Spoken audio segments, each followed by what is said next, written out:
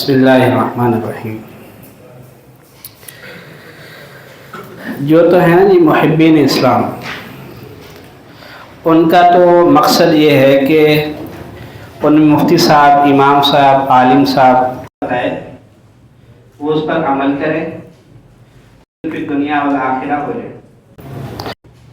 تو ان کے لیے جو مواد ہے اصول فقہ کا، اس کی ترتیب یہ ہے: ادلۃ الاحکام سب سے پہلے، جو کہ ائمہ مجتہدین متبوعین کے سامنے تھا۔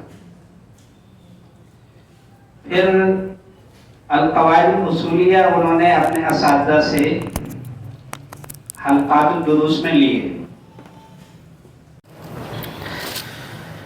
پھر ان کو ادلۃ الاحکام میں جاری کر کے، استعمال کر کے المسائل الفقہیہ نکالے، اور یہ کام ہو گیا امام محمد رحمۃ اللہ علیہ کی ظاہر روایات، اور پھر ایسے ہی امام مالک رحمۃ اللہ علیہ کے شاگردوں نے ان کے مسائل کو مدون کیا، اور ہر امام نے، جیسے امام شافعی رحمہ اللہ نے خود کتاب الام لکھی، کیونکہ وہ تھوڑا مؤخر ہیں، اور اس وقت جو ہے نا کتب فقہیہ رواج پڑ گیا تھا۔ پھر اب یہاں تک بات آ گئی، اور یہ بات چل رہی ہے دوسری صدی کی۔ مسائل فقہیہ بہت زیادہ ہیں اور ہر روز بڑھ رہے ہیں، تو ان کو ضبط کرنے کے لیے، ان پہ قابو پانے کے لیے کچھ اصولیین نے مسائل فقہیہ میں غور کیا، اور وہاں سے قواعد فقہیہ کلیہ نکالے۔ سب سے پہلا اور بنیادی قاعدہ جلب المنفعہ و دفع المضرہ۔ اب یہ ایک قاعدہ ایسا ہے کہ سارے قواعد فقہیہ کلیہ، الضوابط الفقہیہ، سب اس کے اندر ضم ہو سکتے ہیں، اس کی چھتری تلے آ سکتے ہیں۔ دفع المضرہ اور جلب المنفعہ کیا ہے؟ دنیاوی اور اخروی اعتبار سے جو مضرت ہے اس سے انسانیت کو بچانا شریعت کی روشنی میں، اور جس کو شریعت دنیا کی یا اخروی منفعت کہتی ہے، نفع کہتی ہے، اس کو حاصل کرنا۔ اب دنیا میں تو جو سب سے بڑی منفعت ہے وہ متبع سنت زندگی ہے، اور آخرت میں جنت ہے، اللہ تعالیٰ کی رضا ہے۔ وہاں سے پھر وہ ایک قاعدے سے 5 قواعد رئیسیہ بنے۔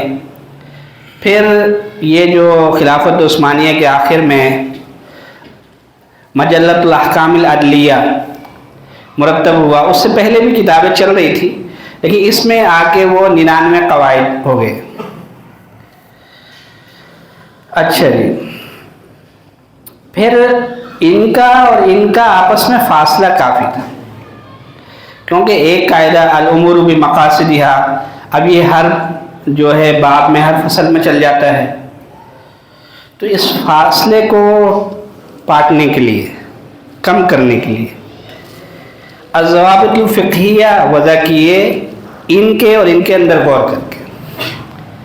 وہ کیا ہے کہ ایک فصل کے اندر جتنے بھی مسائل جزیہ ہیں ان کو منضبط کرنا ہے، کنٹرول کرنا ہے، قابو کرنا ہے، فہم و ادراک کے اعتبار سے بھی اور حفظ و ضبط کے اعتبار سے بھی۔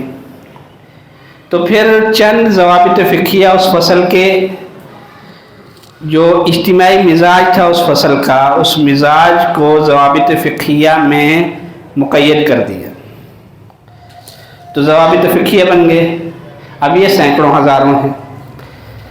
اچھا، اب 2 مسائل ہیں اور مشابہ ہیں، لیکن حکم الگ الگ ہے، تو اب اس کے لیے کچھ ضوابط اصولیہ فقہیہ ان کو مرتب کیا اصولیین نے تاکہ دو ایک جیسے ان کی جو لم ہے، جو بیس ہے، بنیاد ہے، اس کو ضبط کیا جائے، تو الفروق الفقہیہ کے نام سے پھر ان کو منضبط کر دیا۔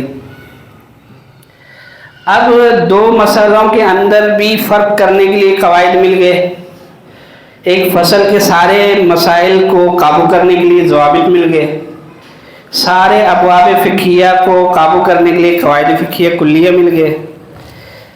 اب یہ ہے کہ ایک مسئلے کے اندر متعدد آراء، امام صاحب کی کچھ ہے، صاحبین کی کچھ ہے، ایک مسلک کے اندر بھی متعدد آراء پائی جاتی ہیں۔ اب ان میں سے مفتب ہی جس پر عمل پیرا ہونا ہے بالآخر ایٹ دا اینڈ، اس کے لیے اصول الافتاء وضع کیے۔ اصول الافتاء میں 4 بڑی چیزیں، اصول الترجیح، اصول التطبیق،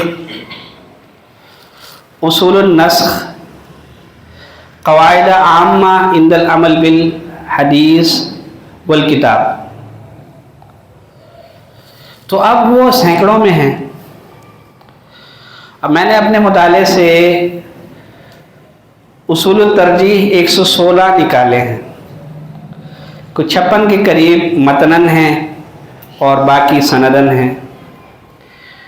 تو ایسے ہی قواعد عامہ عند العمل بالحدیث والکتاب، وہ بھی 100 کے قریب مجھے ملے ہیں۔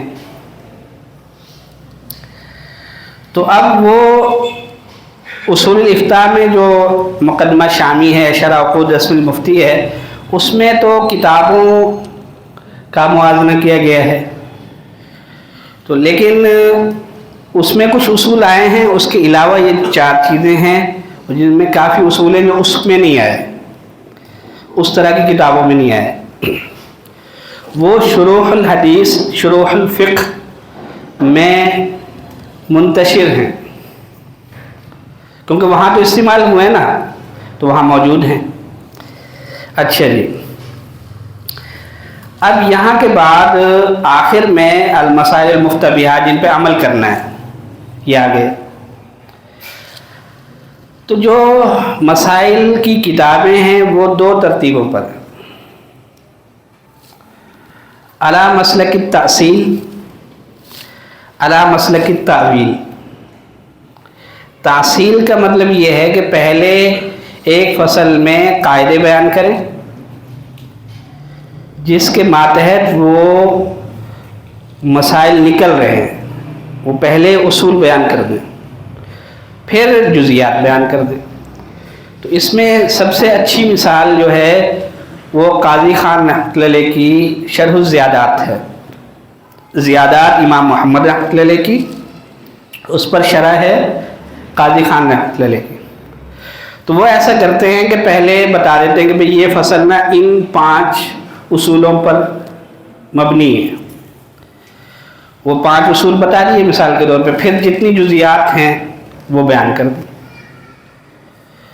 اور مسلک التاویل کہتے ہیں کہ پہلے مسئلہ بیان کریں، پھر اس کی دلیل بیان کریں، جیسے ہدایہ ہے، پہلے نفس مسئلہ آ گیا قدوری سے یا الجامع الصغیر سے، پھر اس کی تعویل بیان کر دی، لما تلونا، لما روینا، لما نظرنا، قیاس ہے، اجماع ہے، یا کتاب ہے، یا سنت ہے، وہ بعد میں دلیل بیان کی۔ تو یہ اگر اصولی ملکہ حاصل کرنا چاہتے ہیں تو ان کے ساتھ ساتھ ان کتابوں کو بھی پڑھنا پڑے گا۔ تو اس میں قاضی خان کی شرح الزیادات وہ سب سے زیادہ اس مسلک کو لے کے چلتی ہے۔ پھر شرح مختصر طحاوی وہ دونوں مسلکوں کو جمع کرتی ہے، وہ اصل بھی بیان کر دیتی ہے، بعد میں دلیل بھی لے آتی ہے، تو ممزوج کر دیتی ہے، مکس کر دیتی ہے۔ ایسے المحیط البرہانی بھی ایسے ہی کرتی ہے۔ اور تجرید میں بھی ایسے ہوتا ہے امام قدوری کے. تو اب یہ معاملہ ہے اس کے لیے جو اسلام کا محب ہے، اسلام پر عمل چاہتا ہے، اور عامت المسلمین ایسے ہی ہیں. اب معاملہ ہے اس کا جو یہ کہتا ہے کہ مسئلہ تو مجھے معلوم ہے لیکن یہ مجھے سمجھ نہیں آ رہا ہے یا مجھے فلاں اشکال ہے اس پہ. اب اس میں دونوں طرح کے لوگ ہیں. ایک وہ جو خواہش پرستی کے پیچھے اسلام کو چھوڑنا چاہتے ہیں، مجبوری ہے کہ اس کا اعلان نہیں کر سکتے مسلم معاشرے میں. ایک تو وہ لوگ بھی ہیں، اور ایسے لوگ بھی ہیں جن کو بکاؤ مال کہتے ہیں. انہوں نے اپنا دین ایمان پیسوں کے بدلے کسی چیز کے بدلے بیچ دیا. لوگ قادیانی ہو جاتے ہیں اور کوئی کچھ ہو جاتا ہے کوئی. تو اس طرح کے لوگ بھی ہوتے ہیں، وہ اپنی عار اور خجالت کو بچانے کے لیے اسلام پہ اعتراض کرتے ہیں. حالانکہ اسلام ان کا مسئلہ ہی نہیں ہے، وہ ان کا مسئلہ پیسہ ہے. لیکن ایک پردہ تو چاہیے نا، اس پردے میں وہ اسلام پر اعتراض کرتے ہیں. اور کچھ ایسے ہیں جو اسلام پہ اعتراض کرنا نہیں چاہتے لیکن ان کی پرورش تعلیم و تربیت ایسی ہوئی ہے کہ ان کو اسلام کی چھاؤں نصیب نہیں ہوئی. اب بامر مجبوری ان کا دماغ ایسا بن گیا ہے کہ ان کو اعتراض آتا ہے. ان کی اگر اصلاح کی جائے تو بہت جلد محبین اسلام میں تبدیل ہو جائیں اور پھر آگے بڑھ جائیں، سبقت لے جائیں عمل میں. تو ایسا طبقہ بھی بہت زیادہ ہے. تو ان کے لیے کیا چیز ہے اصول فقہ میں؟ تو یہ اس کی چاہے تصویر لے لیں اور پھر اس کو مٹا دیتے ہیں، اگلا کرتے ہیں.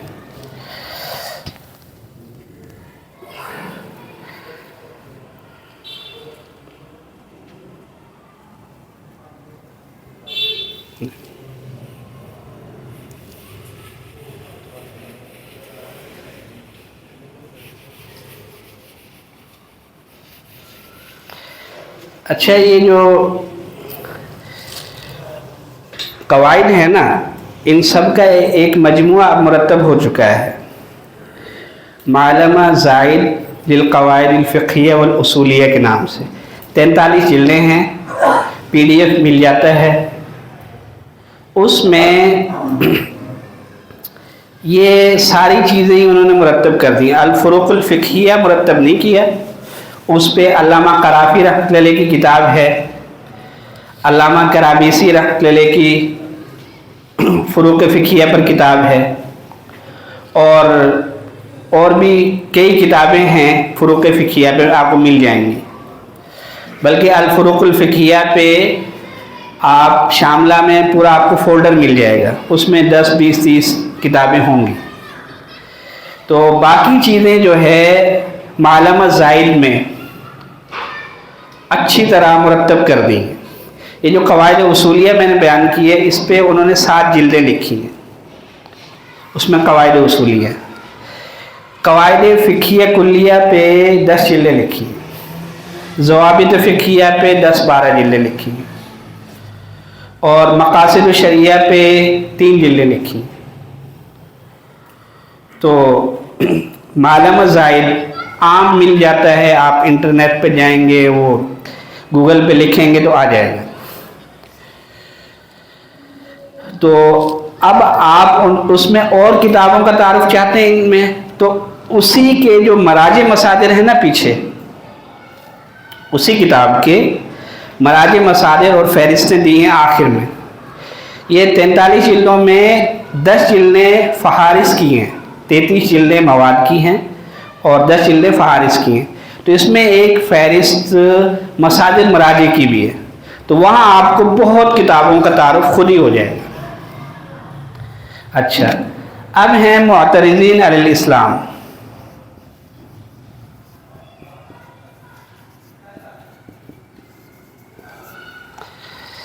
اب اس میں کفار میں سے مستشرقین خاص طور پہ، اور مسلمان بہن بھائیوں میں سے وہ جن کو اسلامی جو ماحول ہے اور بزرگوں کی شفقت ہے، مسجد مدرسے کا ماحول، وہ نصیب نہیں ہوا۔ جیسے کوئی یورپ میں پیدا ہوئے، وہیں زندگی گزارنے، اب وہیں تعلیم و تربیت ہوئی ہے تو مجبوراً اس کا ذہن ایسا بن گیا، یا کوئی بھی وجہ ہو سکتی ہے، تو وہ اعتراض کرتے ہیں۔ تو ان کے لیے کیا کریں؟ اب وہ تو دارالفتاح میں مسئلہ پوچھنے نہیں آئیں گے، امام صاحب سے، خطیب صاحب سے، مدرس صاحب سے مسئلہ پوچھنے نہیں آئیں گے، وہ تو ایک اعتراض لے کے آئیں گے۔ اب ہمارے پاس دو صورتیں ہیں، ایک اسے ڈانٹ دیں، تو وہ تو پہلے ہی جو ہے آگ کے پاس ہے، آگ کے اندر ہے، ڈانٹ دیں گے تو وہ اور شدت کے ساتھ ادھر دوڑ لگا دے گا، متنفر اور ہو جائے گا۔ تو اس کا معاملہ ایسا ہے جیسے ماں باپ کا ایک معذور بچہ ہوتا ہے، تو جو تندرست توانا بچے ہوتے ہیں نا، ان کا اتنا فکر نہیں ہوتا، لیکن خدا نخواستہ ایک بچہ نابینا ہے تو ماں باپ ہر وقت اس کے لیے کوڑ رہے ہوتے کہ بھئی یہ کیا کرے گا، اس کی شادی کیسے ہوگی، یہ کھائے گا کمائے گا کیسے، یہ پڑھے گا کیسے، تو ہر وقت اس کی فکر میں، پریشانی میں رہتے ہیں۔ تو یہ جو ہمارے بہن بھائی ہیں، ان کو ہم ایسے لیں جیسے کہ ماں باپ اپنے معذور بچے کو لیتے ہیں۔ وہ ایک تو بیچارہ پہلے ہی معذور ہے، تو اس کے لیے سب سے پہلے آپ لیں گے مقاصد الشریعہ،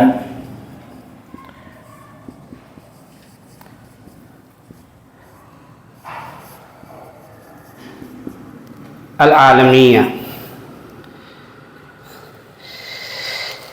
یہ کہ دنیا میں اسلام کی کیا ضرورت ہے، جبکہ انسان کو عقل دی ہے اللہ تعالیٰ نے، اور پہلے بھی شرائع ہیں، یہودیت تھی، نصرانیت تھی، اور کتابیں ہیں، تو اسلام ہی راہ نجات کیوں ہے اور کیا چاہتا ہے، اس پر بات کرے گا مقاصد الشریعہ العالمیہ، اور اس کی تفصیل آپ کو ملے گی اس عنوان کی،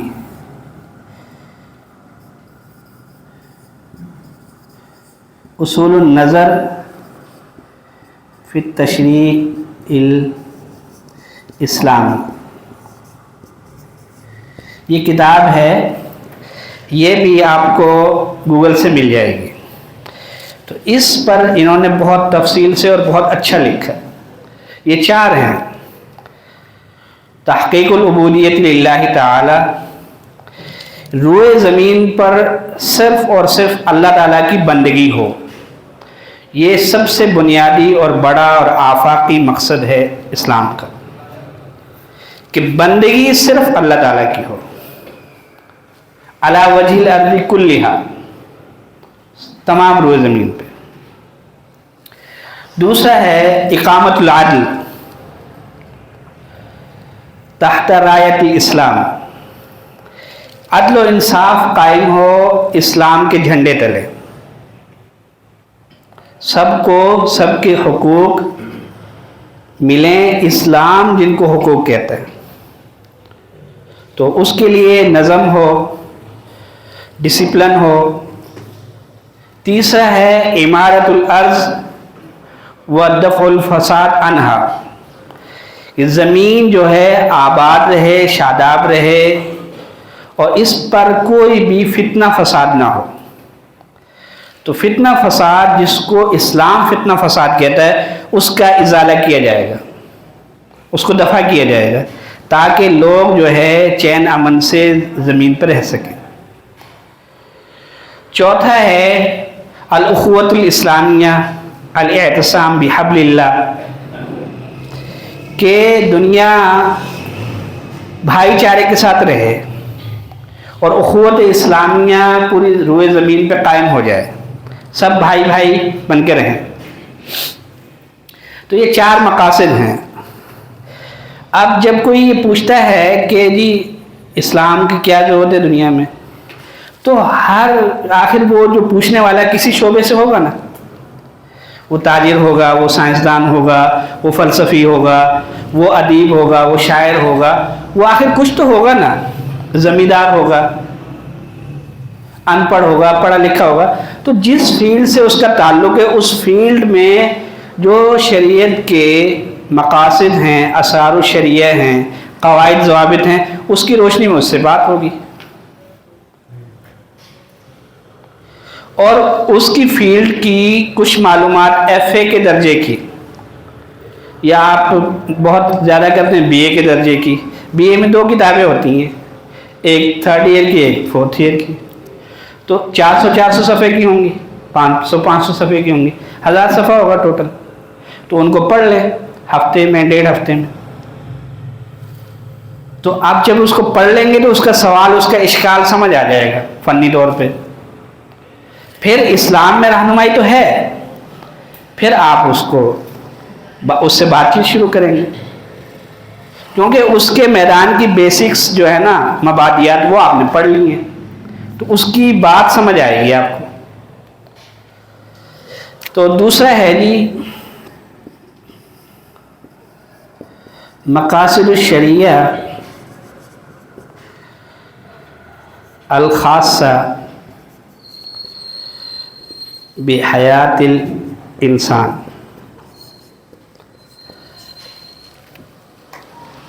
یہ 6 ہیں: حفاظت ایمان، حفاظت جان، حفاظت مال، حفاظت عزت، حفاظت نسب، حفاظت عقل. اب آپ پوری شریعت کے سارے ابواب، آپ قدوری کھول لیں، کنز کھول لیں، ہدایہ کھول لیں، اس کی فہرست کھول لیں.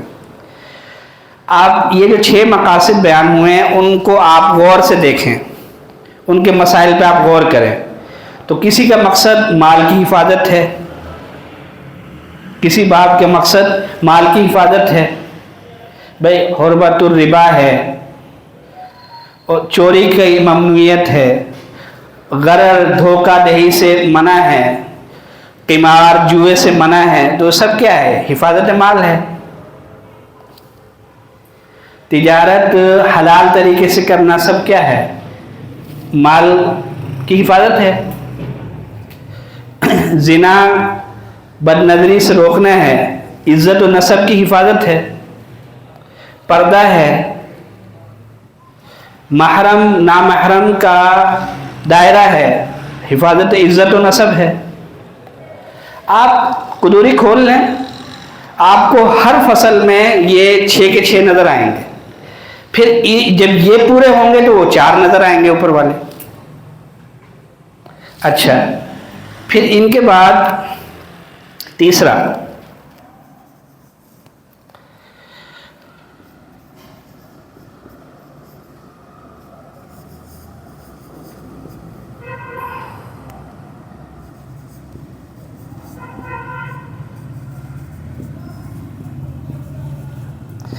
القواعد العامہ فی مقاصد الشریعہ.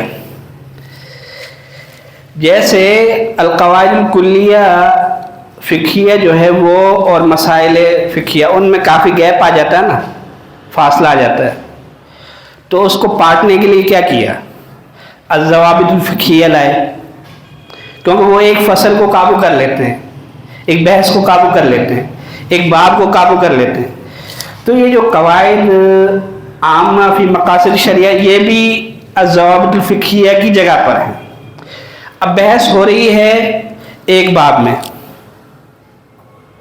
اعتراض کرنے والا ایک باب میں اعتراض کر رہا ہے، وہ جہاد کو لے کے اعتراض کر رہا ہے، وہ پردے کو لے کے اعتراض کر رہا ہے، وہ حدود و قصاص کو لے کے اعتراض کر رہا ہے. تو جو قواعد عامہ ہیں اس باب میں، ان کی روشنی میں اس سے بات ہوگی. اچھا، چوتھے نمبر پہ ہے جی اسرار الشریعہ.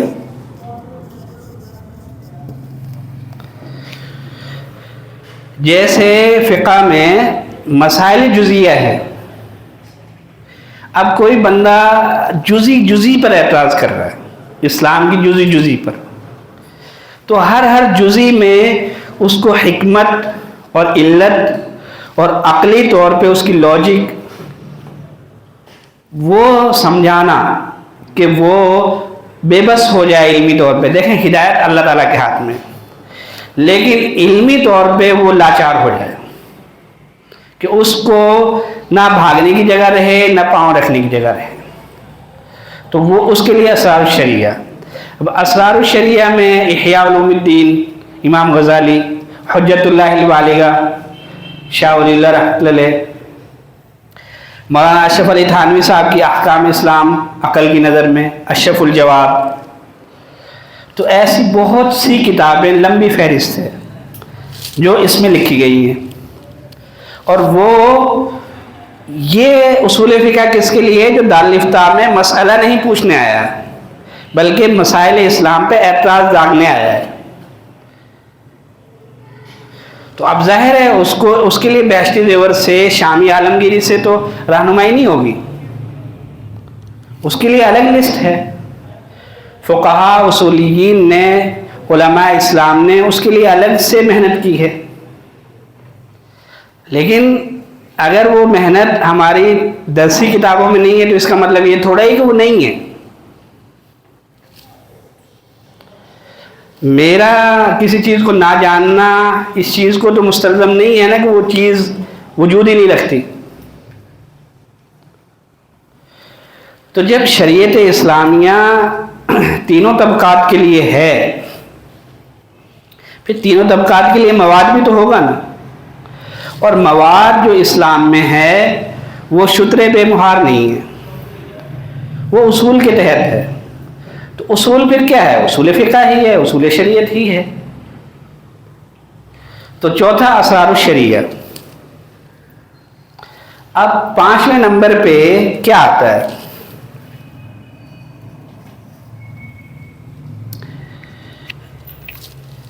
یہ دیکھیں، یہ اصول فقہ کے اندر سے چیزیں ہیں اور ان سب کے پیچھے کوئی نہ کوئی آیت، کوئی نہ کوئی حدیث کھڑی ہے، کوئی نہ کوئی آپ صلی اللہ علیہ وسلم کا عمل کھڑا ہے. صحابہ کرام رضوان اللہ علیہم اجمعین کی زندگی، ان کا تعامل دو، تعامل عملی، تعامل علمی. تو فکری تعامل اور عملی تعامل، کوئی نہ کوئی ان کے پیچھے کھڑا ہے. تو یہ خود شریعت کے اندر سے رہنمائی کے لیے ارکان اصول فقہ ہیں. اب 5ویں چیز السیرۃ النبویہ صلی اللہ علیہ وسلم. اب اس میں آپ صلی اللہ علیہ وسلم کا جو منہج دعوت تھا نا کفار کے لیے، یا کوئی ان سے آ کے سوال کرتا تو آپ کا جو منہج تھا سمجھانے کا، تو مصدر شریعت تو آپ ہی ہیں. تو آپ کے منہج دعوت میں سے اصول نکلیں گے. جب متکلمین اسلام دفاع اسلام کے لیے سوچ فکر کر کے اصول وضع کر سکتے ہیں، ضوابط دے سکتے ہیں، مواد دے سکتے ہیں، تو جو صاحب شریعت ہیں ان کی سیرت کیسے خالی ہو سکتی ہے؟ تو سیرت طیبہ کا جب اس تناظر میں مطالعہ کریں گے آپ کو نظر آئے گا، خود وہ آواز دے گا، مواد خود پکارے گا آپ کو. اب اس کے بعد 6 نمبر پہ حیات الصحابہ رضوان اللہ علیہم اجمعین. اس میں خطبات ہیں، مواعظ ہیں صحابہ کرام رضوان اللہ علیہم اجمعین کے، اقوال ہیں، ان کا طرز ہے جنگوں میں، کفار سے بات چیت کرنے میں. ان کے سامنے بھی تو مشرکین تھے، کفار تھے، معترضین تھے اور اللہ تعالیٰ کا انکار کرنے والے تھے، تو انہوں نے بھی تو سمجھایا نا. تو وہاں سے رہنمائی ملے گی. یہ 6 چیزیں ہوگی. 7ویں چیز یہ جنہوں نے دعوت اسلام کا کام کیا ہے علم التصوف و تزکیہ کے ساتھ، خاص طور پہ مولانا روم رحمۃ اللہ علیہ کی جو مثنوی ہے، حسن بصری رحمۃ اللہ علیہ، اس طرح کے بڑے جو دعات اسلام ہیں، آئمہ اسلام ہیں، تو ان کے سامنے بھی تو یہ تینوں طبقے تھے. پھر ان کا تقویٰ زیادہ، ان کی صحبت صحابہ رضوان اللہ علیہم اجمعین کے ساتھ، ان کی مجلس تابعین کبار کے ساتھ، تو ان کی فہم، پھر ان کا ذوق عبادت، تو اس کی روشنی میں جو اللہ تعالیٰ نے ان کو نصیب کیا، تو وہ اتنا طاقتور ہے کہ بیچارہ جو منطقی یا فلسفی ہے وہ اس کی چھوٹی سی عقل ہے، تو وہ کتنی دیر ٹھہر جائے گا ان کے سامنے. لیکن اب اس کا کیا کریں جو اتنا مرعوب ہے، اسے یہ چیزیں نظر ہی نہیں آتی اور وہ اس سے گھبرایا ہوا ہے. جیسے مستشرقین سے لوگ گھبرائے ہوئے ہیں. جب اپنا اندر ہم ٹٹول کے پھرول کے نہیں دیکھیں گے، اپنی جڑوں کو بنیادوں کو ہم نہیں جانیں گے، پھر تو گھبراہٹ ہی ہوگی. تو یہ جیسے مثنوی مولانا روم ہے، اب انہوں نے کیا کیا ہے، خود حکایتیں لکھی ہیں بات سمجھانے کے لیے. وہ کہانی وجود میں نہیں آئی، قصہ وہ ہے نہیں، انہوں نے بات سمجھانے کے لیے خود ایک قصہ لکھا ہے اشعار میں، اور اس میں دہریے کو سمجھایا ہے، منطقی اور فلسفی کو سمجھایا ہے. تو اب وہ اللہ والے تھے، تو اس میں جو طاقت ہے نا وہ فلسفہ یونان میں نہیں ہے، منطق میں نہیں ہے. کہ منطق تو یونان میں ایک اجتماعی شعور سے جو علوم اجتماعیہ یا ادراک اجتماعی تھا اس کا نام ہے نا. اپنی سوسائٹی کو چلانے کے لیے جو ان کا عرف تھا اس کو ان کے اہل علم نے مرتب کر دیا علمی انداز میں، لیکن تھا تو وہ جو عقل عامہ ہی تھی نا، عرف عام ہی تھا نا. تو انہوں نے ایک معاشرہ تو چلانا تھا اپنا، وہ چلانے کے لیے کچھ تو اصول ضوابط، کوئی عرف تو ہوگا نا، کوئی قانون دستور تو ہوگا. لیکن وہ جو لوگ تھے وہ منکرین خدا بھی تھے، منکرین رسالت بھی تھے. اکثر فلاسفہ ان میں سے کوئی ایسا تھا جو اللہ تعالیٰ کو مانتا تھا. تو جو اللہ تعالیٰ کو نہیں مانتا، وقت کے پیغمبروں سے مستفید نہیں ہوتا، وحی سے مستفید نہیں ہوتا، تو اس کی عقل بیچاری کتنی کی کام کر لے گی. تو اب ان کے بعد یہ تو ہے نا جی اسلام کے اندر سے. اب 8ویں نمبر پہ علم کلام آتا ہے، جو ان کے ہی انداز میں ان کو تھپڑ لگایا نا متکلمین اسلام نے. تو وہ بھی ان کو ان کے انداز میں سمجھانے کے لیے اس کو پہلے سیکھا علماء نے، پھر اسی میں ان کا رد کیا. جیسے امام غزالی رحمۃ اللہ نے پہلے مقاصد الفلاسفہ لکھی، یہ بتلایا کہ یہ مجھے تم سے زیادہ آتا ہے. پھر تحافت الفلاسفہ لکھی، یہ بتلایا کہ یہ کچھ بھی نہیں ہے. تو 8ویں نمبر پہ علم الکلام القدیم کہہ لیں آپ.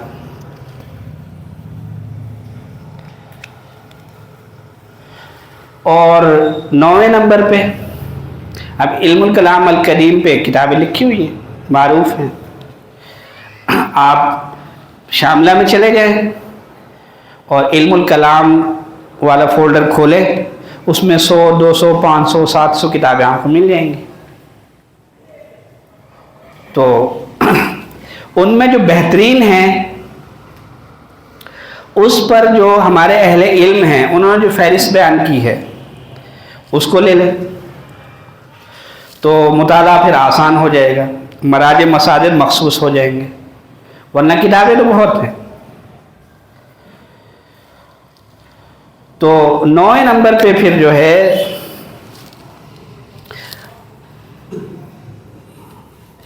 علم الکلام الجدید، اس کے جو بانی ہیں نا،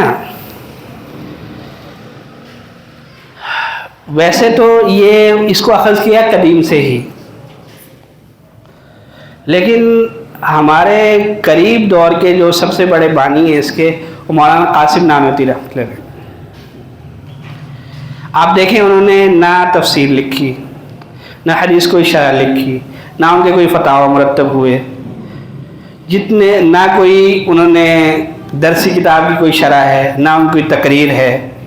ویسے تو وہ بخاری شریف پڑھاتے تھے، سیاستہ پڑھاتے تھے، لیکن جو انہوں نے لکھا ہے نا اور ساری زندگی کیا ہے وہ اس بات باری تعالی، اس بات قیامت، اس بات رسالت، یہ کیا انہوں نے۔ اور جتنے اعتراضات تھے، عیسائی مشنریاں تو اس وقت چل رہی تھی اور ہندو بھی میدان میں تھے، پنڈت بڑے بڑے، تو وہ مناظرے کرتے تھے ان سے۔ اور ابھی تو وہ مقالات حجت الاسلام تالیفات اشرفیہ ملتان سے 17 جلدوں میں چھپ گیا ہے، یعنی حضرت کے جتنے رسائل تھے، جتنی کتب تھی، جتنی تقاریر تھی، وہ ساری ایک جگہ جمع کر دی۔ تو ان کی کتاب ہے تقریر دل پذیر، تو وہ علم کلام جدید کا نورانی قاعدہ ہے۔ اور ایک مشہور ہوا پڑا ہے کہ جی ان کی کتابیں بڑی مشکل ہیں، سمجھ نہیں آتی، یہ نہیں ہوتا، وہ نہیں ہوتا، بالکل آسان ہیں۔ مسئلہ کیا ہے؟ آپ کے اندر جذبے کا، مسئولیت کا، حمیت اور غیرت اسلامیہ کا۔ اگر آپ کے اندر وہ ہے تو وہ سمجھ آئے گی، اور آپ کا مشن ہے، مقصد ہے کہ میں نے پورے عالم انسانیت کے لیے اپنے آپ کو تیار کرنا ہے، تو پھر وہ سمجھ آئے گا۔ جہاں سمجھنا ہے اساتذہ سے پوچھ لیں، لیکن وہ آئے گا سمجھ، کیونکہ الامور بمقاصدہا انما الاعمال بالنیات، جب آپ کے اندر وہ جذبہ ہوگا تو وہ کتاب خود آپ کو سمجھ آئے گی، اور جہاں سمجھ نہ آئے اساتذہ کی طرف رجوع کریں۔ تو یہ چیزیں ہیں جو معترضین کے لیے اصول فقہ کا حصہ بن گئی ہیں، اور پھر ہر جزی پہ، ہر رکن پہ کتابیں ہیں۔ اچھا، یہ مقاصد الشریعہ پہ جو ہے 3 جلدیں ہیں، معلم الزائد للقواعد الفقہیہ والاصولیہ، تیسری، چوتھی، 5ویں، کوئی 200-250 کے قریب قاعدے دیے ہیں انہوں نے اس میں۔ جتنی کتابیں سب پھرول کے وہاں جمع کر دی ہے، اور اس کا اجرا بھی کروا دیا ہے، تطبیقات بھی دے دی، اور جو قواعد اصولیہ پر 7 جلدیں ہیں ان کا بھی ساتھ ہی اجرا بھی کروا دیا ہے، 10-10، 12-12 مثالیں دے دی، اور بعض دفعہ ایسی کلی مثال دی ہے، یعنی انہوں نے بتا دیا کہ بھئی فلاں فلاں باب میں یہ چلتا ہے، فصلیں اور ابواب بھی بتا دیے، تو پھر اس کے ماتحت کتنے مسائل آتے ہیں وہ سب اس کے مثالیں بن جائیں گے۔ تو اب جو تیسرا نمبر پہ ہے منکرین خدا، وہ بھی اس کے اندر ہی آ جاتا ہے، اس کا مواد بھی یہی ہے۔ لیکن اب دیکھیں ہماری جو درسی کتابیں ہیں نا، نور الانوار، حسامی، شاشی، توضیح تلوی، وہاں ہے ادلۃ الاحکام، جو پہلی بحث تھی نا محبین اسلام کی، تو وہاں ادلۃ الاحکام ہے۔ پھر آپ کو جیسے شروع میں نے عرض کیا، ایک کتاب میں یا ایک ہی فہرست پر مبنی متعدد کتابوں میں پورا فن نہیں ہوتا. پورے فن میں سینکڑوں ہزاروں کتابیں ہوتی ہیں، لیکن کسی ایک کتاب میں اور ایک جیسے مواد پر مشتمل دسیوں کتابوں میں پورا فن نہیں ہوتا. اب ہماری جو درسیات میں ہیں وہ ایک فہرست پر مبنی 4-5 کتابیں ہیں. تو اب شاشی کی آپ فہرست دیکھیں، نور الانوار کی دیکھیں، حسامی کی دیکھیں، توضیح تلوی کی دیکھیں، ان کی ایک ہی فہرست ہے. اب ایک فہرست ہے تو وہ تو ہمیں آ جائے گا، اس کا تعارف تو ہو جائے گا. جو اس کے علاوہ کتابیں ہیں، ارکان و اجزاء اصول فقہ ہیں، ان کا تعارف بھی نہیں ہوگا ساری زندگی. پھر وہی شعر ہے وہ شاگرد والا، پکھا چل رہا ہوا دن رہا، نہیں چل رہا نہیں دن رہا. تو پوری زندگی اگر آپ ان سے شرعی پردہ کریں گے نا تو یہ بھی آپ سے شرعی پردہ ہی کریں گے. اگر آپ ان کو اٹھا کے نہیں دیکھیں گے، کسی سے پوچھیں گے نہیں، کسی کے پاس جائیں گے نہیں، تو پھر یہ بھی آپ کے پاس نہیں آئیں گے. تو یہ تو معاملہ ہوا اصول فقہ کے اجزاء و ارکان کا. اب 10ویں نمبر پہ جو چیز آتی ہے نا وہ دیکھ لیں، وہ ہیں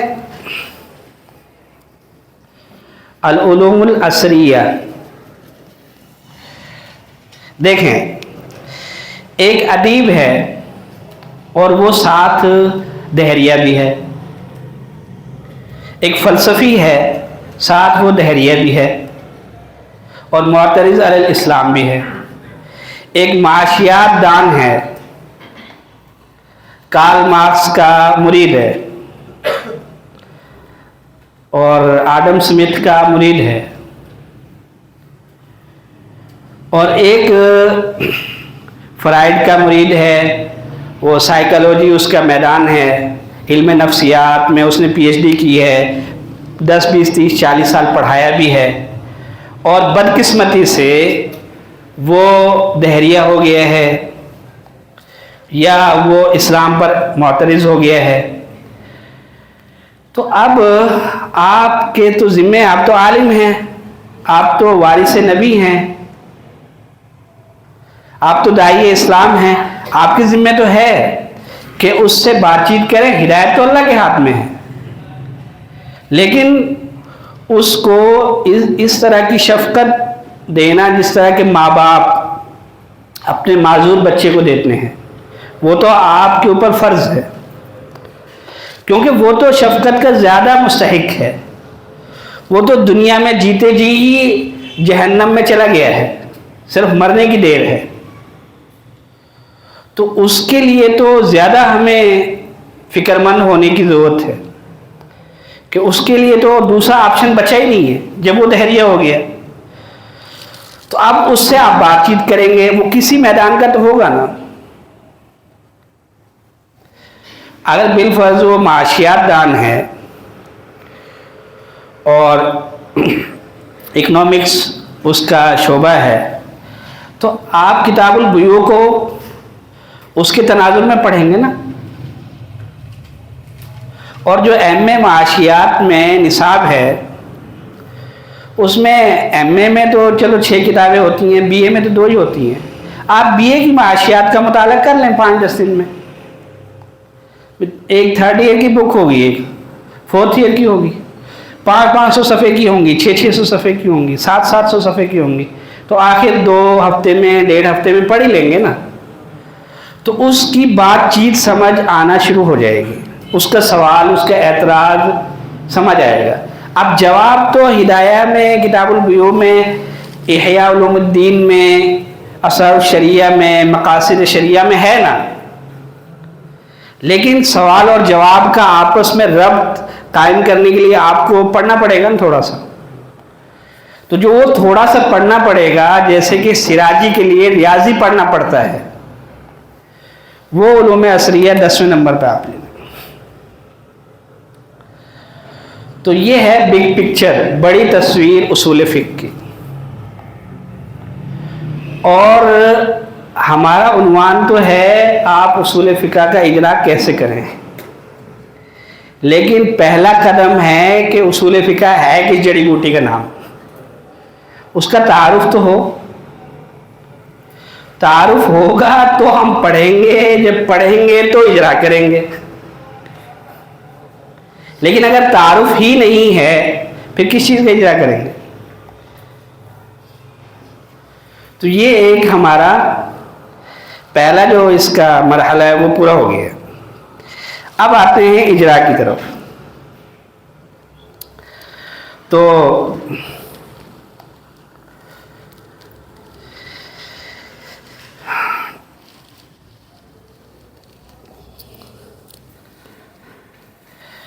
سب سے پہلے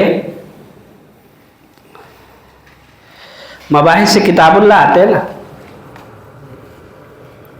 جب ہم اپنی درسی کتاب شروع کرتے ہیں، شاشی میں بھی خاص عام مشترک مؤول، ظاہر نص مفصل محکم، حقیقت مجاز صریح کنایہ، عبارت نص اشاعت نص ذات نص اقتضاء النص، یہ 20 اصطلاحات ہیں.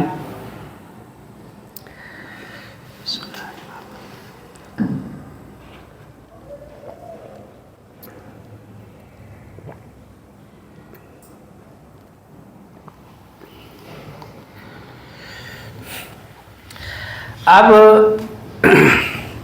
پہلے جیسے شروع میں عرض کیا تھا کہ 50 نمبر فن میں تھیوری کے ہیں، نظریات، قواعد، مباحث، فصول، اور 50 نمبر اجرا کے.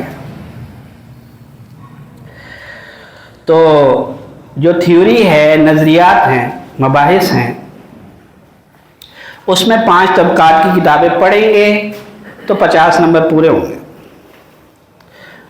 متقدمین، متاخرین ہم سے جو بعید ہیں، مطلب 30ویں صدی ہجری سے لے کے 8ویں صدی ہجری تک، 10 نمبر متقدمین کے ہو گئے، 10 متاخرین بعید کے ہو گئے، پھر 8ویں صدی سے لے کے 13ویں 14ویں صدی کے نصف تک یہ متاخرین قریب ہو گئے. 10 نمبر ان کے 30 ہو گئے. اور ہر فن میں 1 صدی 2 صدی کے بعد محققین آتے ہیں. جیسے اصول فقہ کے ایک محقق علامہ شاطبی ہیں، حنفی ہو، شافعی ہو، مالکی ہو، حنبلی ہو، ظاہری ہو، سب ان کو لیتے ہیں، ان کو نظر انداز نہیں کر سکتے. وہ مجدد ہیں اصول فقہ کے. الموافقات ان کی کتاب ہے، الاعتصام، 2 کتابیں بڑی ضروری ہیں. تو یہ جو محققین ہیں 10 نمبر ان کے 40 ہو گئے. اور 10 نمبر معاصرین جو اب زندہ ہیں اور اس فن کی خدمت کر رہے ہیں، اور جو پچھلے 50 سال میں دنیا سے گزر گئے. اب وہ عرب علماء میں سے ہیں، بر صغیر میں سے ہیں، جہاں سے بھی، وہ اس فن کے اساتذہ ہیں، اس فن کے اصحاب ہیں، اس فن کے مرد قلندر ہیں، تو ان کو پڑھنا پڑے گا. تو یہ 50 نمبر کی تھیوری ہماری پوری ہوتی ہے، نظریات پورے ہوتے ہیں. اب ہیں ان کا اجرا. اچھا، متقدمین میں سے آپ کتابیں کون سی پڑھیں گے؟ اصول جساس، اصول سرخسی، اور قاضی ابو زید الدبوسی کی تقویم الادلہ. یہ 3 کتابیں اگر آپ پڑھ لیتے ہیں، اصول سرخسی، اصول جساس اور تقویم الادلہ، تو یہ متقدمین کا جو ہے نا ایک آپ کے 10 نمبر ہو جائیں گے. پھر متاخرین میں بڑی جامع کتاب ہے کشف الاسرار، شرح اصول البزدوی، 4 جلدوں میں چھپی ہے، شاندار کتاب ہے، تو اس کو پڑھ لیں. المستصفیٰ امام غزالی کو پڑھ لیں. البرہان امام الحرمین کو پڑھ لیں، الاحکام فی اصول الاحکام ابن حزم ظاہری رحمۃ اللہ کو پڑھ لیں، تو 4 سے 5 اچھی کتابیں اس زمانے کی وہ پڑھ لیں گے تو وہ ایک مواد آپ کے سامنے آ جائے گا، کیونکہ جو تبویب ہوئی ہے، تشریح ہوئی ہے، کچھ 2-4 قدم فن آگے بڑھا ہے، وہ ان میں آ جائے گا۔ پھر تھوڑا نیچے آئیں تو نفائس الاصول ہے علامہ قرافی کی، مالکی ہیں، اور البحر المحیط ہے علامہ زرکشی کی، اور ایسے ہی علامہ ہندی ہیں، ان کی نہایت الوصول الی علم الاصول، علامہ شوکانی کی ارشاد الفحول الی تحقیق الحق الی علم الاصول۔ تو یہ جو کتابیں ہیں یہ متاخرین جو قریب ہیں ان کی۔ پھر بالکل نیچے آ جائیں تو نور الانوار کی شروحات میں، حسامی کی شروحات میں اردو میں بھی لکھا گیا ہے، عربی میں بھی لکھا گیا ہے، اور پھر بالکل ابھی ایک کتاب لکھی گئی ہے اسلامک یونیورسٹی اسلام آباد سے، علم اصول فقہ ایک تعارف، 3 جلدوں میں ہے، بڑی اچھی کتاب ہے۔ اس میں جو لکھنے والے ہیں اکثر وہ ہیں جو پہلے عالم بنے، پھر انہوں نے یونیورسٹی میں PhD کی، اور پھر وہ لکھا ہے۔ تو انہی جن کتابوں کا میں نے نام لیا انہی سے انہوں نے لکھا ہے، لیکن اردو میں سمجھا دیا ہے۔ پھر معاصرین میں بڑا آسان کر دیا اس فن کو، اصول الفقہ الاسلامی شیخ وہاب الزہیلی، علم اصول الفقہ عبد الوہاب الخلاف، پھر الوجیز فی اصول الفقہ 2-3 بندوں نے لکھی ہے، عبد الکریم زیدان کی ہے، شیخ وہاب الزہیلی کی ہے۔ تو ایسی ایک بڑی اچھی کتاب اردو میں لکھی گئی ہے اصول الفقہ، مولانا عبید اللہ الاسدی، بڑی اچھی کتاب ہے۔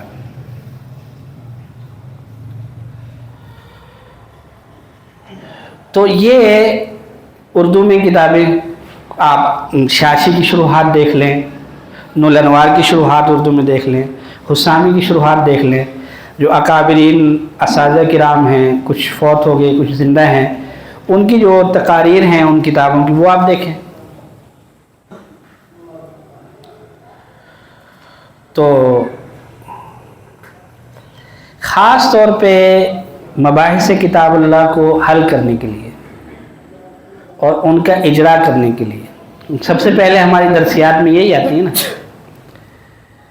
ایک کتاب ہے قواعد التفسیر جمعاً و دراستاً، خالد بن عثمان السبت المدنی، 2 جلدوں میں انہوں نے 600 کتابوں کا مطالعہ کیا ہے، اور تقریباً 350 اصول قواعد، ان کے نا القواعد الاصولیہ، وہ نکالیں، اور ان کا مقصد ہے وہ ہیں قواعد فی تفسیر النصوص، یعنی اصول الاستنباط، قرآن مجید سے اخذ و استنباط کیسے ہوگا، اور احادیث مبارکہ سے اخذ و استنباط کیسے ہوگا، تو کوئی 350 قاعدے نہیں ہوں۔ قواعد التفسیر جمعاً و دراستاً، خالد بن عثمان السبت، یہ اگر کسی سے نہ لکھا جائے نا ساتھ ساتھ تو کوئی بات نہیں، یہ ریکارڈنگ ہو رہی ہے، بعد میں آپ اس ریکارڈنگ کو 2-3 دفعہ پڑھیں، یعنی سنیں، اور پھر آرام سے اپنی سہولت سے نوٹ کر لیں۔ ابھی آپ توجہ رکھیں بات سمجھنے پہ۔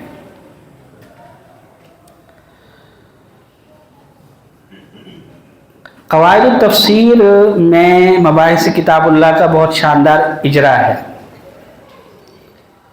اور پھر ہے بھی قرآن مجید سے، کیوں قواعد التفسیر ہیں، ویسے عربی اشعار بھی وہ دیتے ہیں، کچھ اور چیزیں، مسائل بھی بیچ میں آ جاتے ہیں، مسائل فقہیہ، بہت اچھا بھلا اجرا ہے۔ اچھا، ایک مباحث کتاب اللہ کو حل کرنے کے لیے ایک کتاب ہے، اور کچھ اس طرح سے بحث کی ہے کہ اجرا والا جو ہے نا ذوق بن جاتا ہے۔ یعنی ویسے انہوں نے 10-20 مثالیں دی ہیں فصل میں، اور جو درسی کتابوں سے ہٹ کے زائد مثالیں دی ہیں، لیکن بات اس طرح سے کی ہے کہ آپ کو وہ ایک سرا مل جاتا ہے، اس بحث میں اجرا کرنے کے لیے ایک سرا مل جاتا ہے۔ اس کا نام ہے اثر اللغہ فی اختلاف المجتہدین، اثر اللغہ فی اختلاف المجتہدین، عبد الوہاب الطویلہ، دارالسلام مصر سے چھپی ہے یہ، اور گوگل پہ مل جاتی ہے، PDF مل جائے گی۔ اس سے میں آپ کو ایک مثال دوں اس کتاب سے۔ اچھا، جو میرا اجرا کا شروعات ہوئی نا اصول فقہ میں، اس میں اس کتاب کا بہت بنیادی وہ ہے، حصہ ہے، قواعد تفسیر جمعاً و دراستاً کا، اثر اللغہ فی اختلاف المجتہدین کا، اور العلامات النحویہ مفتی محمد حسن صاحب دامت برکاتہم کی۔ اب وہ کتاب ہے نحو کی، دیکھیں، لیکن اس سے میں نے کام لیا اصول فقہ کے اجرا میں۔ وہ کیسے؟ استاد جی نے کیا کیا ہے، جو آیات ہیں، احادیث ہیں، اشعار ہیں، عربی نصوص ہیں، عربی عبارتیں ہیں، ان میں غور کر کے نا موصوف صفت کی علامتیں نکالی۔ پھر دو اسم ہوں، دونوں پہ الف لام ہو، موصوف صفت بنتے ہیں۔ دو اسم ہوں، دونوں کے آخر میں تنوین ہو، موصوف صفت بنتے ہیں۔ دو اسم ہو، پہلے پہ الف لام نہ ہو، دوسرے پہ الف لام ہو، مضاف مضاف الیہ بنتے ہیں۔ 100 اسم ہو، پہلے 99 پہ الف لام نہ ہو اور آخر پہ الف لام ہو تو مضاف مضاف الیہ بنتے ہیں۔ تو انہوں نے کوئی 25 30 علامات لکھی ہیں، اور اب آپ نحو کی کتابوں کو دیکھیں، کہیں پہ ایک علامت بھی اس طرح نہیں لکھی۔ اب ہیں تو وہ نحوی قاعدے، لیکن نحو کی کتابوں میں مذکور نہیں ہے۔ تو وہاں سے میں نے ایک فیصلہ کیا کہ میں نحوی کتابوں میں، قرآن میں، احادیث میں اس طرح سے غور کروں گا کہ علامات اصولیہ میں نکال سکوں، جیسے علامات نحویہ نکالی نا انہوں نے، تو اس طرح میں نکالوں۔ تو یہ جو اثر اللغہ فی اختلاف المجتہدین ہے نا، اس میں سے مجھے علامات نحویہ بہت ملی، یعنی علامات اصولیہ بہت ملی۔ بطور مثال کے محکم پہ انہوں نے لکھا ہے اثر اللغہ والے۔ بھائی محکم کیا ہوتا ہے؟ الاخبار بما کان بما سیکون، جہاں بھی قرآن میں حدیث میں آئے گا وہ محکم ہوگا، کہ اللہ تعالیٰ نے پہلے کے بارے میں کوئی خبر دی ہے یا آئندہ کچھ ہوگا اس کے بارے میں کوئی خبر دی ہے، وہ محکم ہوگا، کیونکہ اس میں وہ نسخ نہیں ہو سکتا، کوئی تعویل نہیں ہو سکتی، تو کوئی مرجوحیت نہیں آ سکتی راجحیت کے مقابلے میں۔ تو اب آپ دیکھیں ان اللہ مع الصابرین، یہ کیا ہے؟ محکم ہے۔ جیسے ان اللہ علی کل شیء قدیر جو ہے محکم ہے، ان اللہ مع الصابرین بھی محکم ہے۔ اچھا، وہ عقائد جو ہے وہ بھی اصول فقہ کا ہی حصہ ہے نا، کیونکہ شریعت کا حصہ ہے تو پھر اصول کے تحت ہی آئے گا نا۔ دیکھیں، یہ جو صحابہ کرام رضوان اللہ علیہم اجمعین کے سامنے عقائد تھے نا، اور جو شرع عقائد میں عقائد ہیں وہ ہیں مباحث کلامیہ، یعنی جو ادیان باطلہ ہیں ان کی تردید کے لیے مباحث کلامی ہیں. عناوین وہی ہیں، توحید باری تعالیٰ، رسالت، قیامت. اب عناوین وہی ہیں لیکن ان کے اعتراضات کا دفعہ کیا ہے وہاں. وہ جہاں اعتراض کرتے ہیں تو اس کا دفعہ کرنے کے لیے وہ اسی انداز میں بات کرتے ہیں. اور آپ دیکھیں ان اللہ مع الصابرین، انتم الاعلون ان کنتم مؤمنین. اب یہ کیا ہے؟ یہ عقائد ہیں، لیکن ادھر ہمارا دھیان نہیں جاتا. انتم الاعلون ان کنتم مؤمنین، ان اللہ علی کل شیء قدیر. دونوں میں کیا فرق ہے؟ دونوں محکم ہیں اور دونوں میں اخبار ہے. تو خبر پہ تو آپ نے یقین ہی کرنا ہے یا رد کرنا ہے، انکار کرنا ہے یا تصدیق کرنی ہے. تو اب یہ خبر ہے اور ساتھ عقیدہ بھی ہے. تو ان اللہ یحب المحسنین، اب یہ عقیدہ ہے. اب جو اس کو عقیدے کے طور پہ لے گا تو وہ تو نیکوکار بنے گا.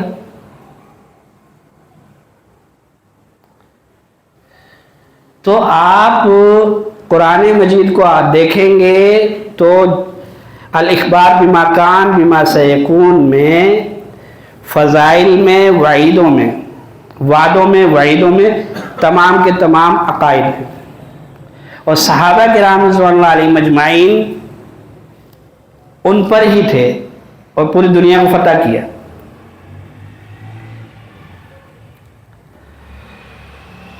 ہم بطور عقیدے کے نہیں لیتے اسے، بس وجہ کیا ہے؟ کوئی بھی وجہ نہیں ہے، ادھر توجہ نہیں ہے، اس طرح بس اتنی سی وجہ ہے. اگر ہم اس کو محکم کے نہ دیکھیں، ایک لفظ ہے فرض، ایک لفظ ہے حرام. تو جب حرام کا لفظ آتا ہے نا تو مسلمان کانپ جاتا ہے. کفر، شرک، نفاق، تو آدمی کانپ جاتا ہے کہ بھئی یہ نہیں کرنا، کفر ہے. تو جس طرح اس سے کانپ جاتا ہے، ایسے ہی محکم کی طاقت جو ہے جس میں نسخ ہے ہی نہیں، تعویل ہے ہی نہیں، اس میں کوئی ٹال مٹول ہے ہی نہیں، اس نے ہونا ہی ہونا ہے، تو ایسی اس کی طاقت بھی ہے. اب اس کے تناظر میں جب قرآن مجید کا مطالعہ کرے گا، احادیث مبارکہ کا مطالعہ کرے گا، کتنا مضبوط شخص ہوگا وہ باطن کے اعتبار سے. اچھا، الاخبار بما کان بما سیکون، انہوں نے دوسری علامت دی ہے سارے عقائد اسلامیہ جیسے توحید، رسالت، قیامت سب محکم ہیں. تیسری علامت دی ہے الاخلاق الاسلامیہ جیسے بر الوالدین، بر الاقربین،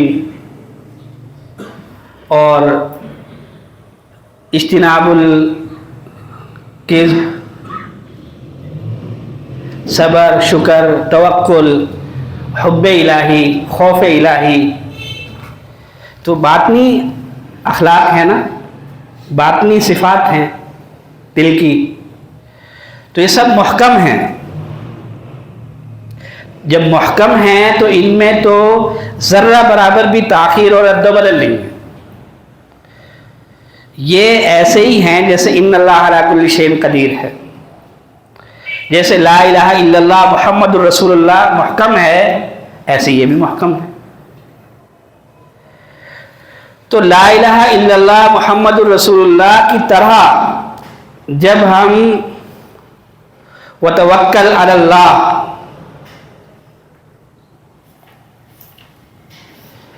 اور واستعن باللہ، اذا سألت فاسأل اللہ، احادیث مبارکہ آیات قرآنیہ کو دیکھیں گے تو ہم ان کو نظر انداز کر ہی نہیں سکتے. ہر چیز کی اپنی ایک طاقت ہوتی ہے نا، اپنا ایک پس منظر ہوتا ہے، اپنی ایک مسئولیت ہوتی ہے. تو اصول فقہ سب سے بڑا ذریعہ ہے ایمان کی پختگی کا. جب ایمان اور اسلام کی تشریح اس کے ذمہ ہے، دفاع اس کے ذمہ ہے، اور رہتی دنیا تک ہر مسئلے کا حل اس کے ذمہ ہے، تو کیا ایمان کو یہ چھوڑ دے گا؟ اخلاقیات کو یہ چھوڑ دے گا؟ اور چوتھی علامت انہوں نے بیان کی ہے کہ مسئلہ تو جزوی ہو. ایک تو انہوں نے کہہ دیا جو کلی اخلاقیات ہیں، کلی عقائد ہیں، وہ تو محکم ہیں. چوتھی علامت انہوں نے بیان کی ہے کہ مسئلہ جزئی ہو، لیکن اس پہ الفاظ تعبیدیہ آ جائیں، ابد الآباد الی یوم القیامہ، تو وہ محکم ہو جائے گا. جیسے الجہاد ماضٍ الی یوم القیامہ. اب الی یوم القیامہ آ گیا، اب کیسے نسخ ہوگا؟ کیسے تعویل ہوگی؟ کیسے کوئی اور معنی ہم لے لیں گے؟ ٹال مٹول کیسے ہوگا؟ تاخر تقدم کیسے ہوگا؟ یہ تو محکم ہے. اب یہ 4 علامتیں انہوں نے بیان کی ہیں اس میں، اور اب ان 4 علامتوں کی روشنی میں آپ سورہ فاتحہ سے شروع کریں اور والناس تک جائیں، آپ کا اجرا ہی اجرا ہوگا. ہر آیت آپ کو نظر آئے گی ایسی. اور اب تو جو مسائل مفتبیہ ہو گئے، ادلۃ الاحکام کی روشنی میں، تو اس میں کوئی نسخ کر سکتا ہے بھلا؟ تو بھی عمل کے اعتبار سے تو محکم ہو گئے. تو اس طرح پورا اسلام ہی محکم ہے. اور جب جیسے حرام کا لفظ ہے، فرض کا لفظ ہے، اور اس کے تناظر میں ہم منفعل ہوتے ہیں، متاثر ہوتے ہیں، اثر لیتے ہیں، تو محکم کے تناظر میں اسی طرح ہم منفعل ہوں گے، متاثر ہوں گے، تو ہماری جو شخصیت ہے عقائد کے اعتبار سے، اس کا ٹھکانہ پھر کچھ اور ہوگا.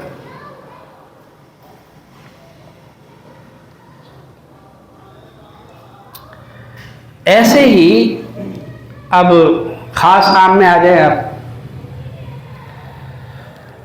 کلن کا لفظ، صیغۃ الجمع، اسم مفرد ہو، اس پہ الف لام استغراقی ہو، جنسی ہو، یہ عام ہوں گے. تو آپ الحمد سے شروع ہو جائیں. آپ کو جیسے صرف نحو کے اعتبار سے پتہ چلتا ہے نا کہ بھئی یہ واحد ہے، یہ تثنیہ ہے، یہ جمع ہے، یہ فعل ہے، فاعل ہے، مفعول ہے، یہ مبتدا ہے، یہ خبر ہے، یہ حال ہے، یہ ذوالحال ہے، تو یہ خود پکار کے بنائیں گے آپ کو کہ بھئی میں عام ہوں، میں خاص ہوں، میں فلاں ہوں، میں ڈھمکا ہوں. اچھا، اب کچھ ایسی باتیں جو ہمارے اندر ایک عمومی ذوق پیدا کریں 20 اصلاحات کے اجرا کے لیے. اچھا، 20 اصلاحات کا جو اجرا ہے نا، وہ جیسے مباحث جیسے قرآن مجید میں ہوگا نا، ویسی احادیث مبارکہ میں بھی ہوگا، کیونکہ وہ بھی کلام ہے، وہ بھی کلام ہے، وہ بھی نص ہے، وہ بھی نص ہے. اور حتیٰ کہ کتاب ہے تفسیر النصوص، محمد ادیب الصالح، یہ مباحث کتاب اللہ پہ، یہ بھی شاندار کتاب ہے، 2 جلدوں میں. مباحث کتاب اللہ ہی ہیں اس میں.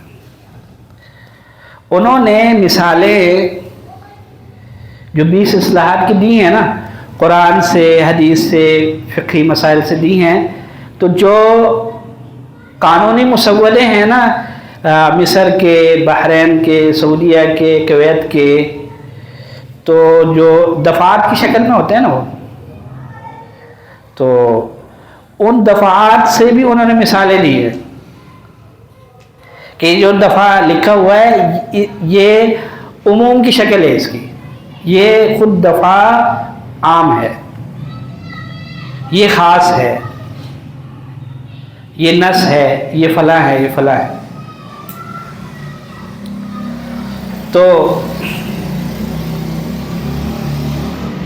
دیکھیں اب عام خاص یا مشترک معول میں یہ اسالیب کلام ہے،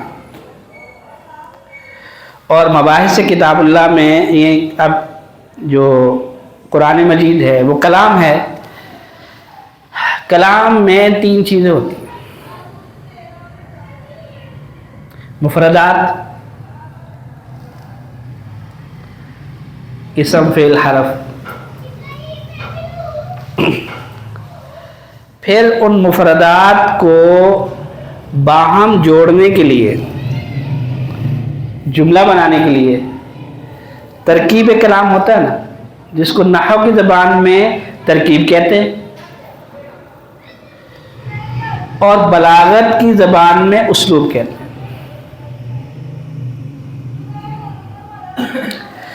تو مفردات الکلام، پھر اسالیب الکلام، یا کہہ لیں آپ تراکیب الکلام. تیسری چیز کیا ہے؟ معانی الکلام. اس لفظ، اس جملے سے مل کے جو معنی مصداق ہے، مفہوم ہے، میسج ہے، پیغام ہے، وہ ہے. 3 چیزیں ہوئی نا ہر جملے میں: کلمات مفردہ، اجتماعی ترکیب جملے کی، اور اس کے پھر مفرد معنی اور اجتماعی معنی. یعنی ایک فعل ہے، اس کا ایک انفرادی معنی بھی ہے نا، ایک حرف ہے، اس کا انفرادی معنی بھی ہے، لیکن پورے جملے کا ایک اجتماعی ترجمہ ہے. تو نحو کے اعتبار سے، آپ صرف کے اعتبار سے اس کا ترجمہ کریں گے،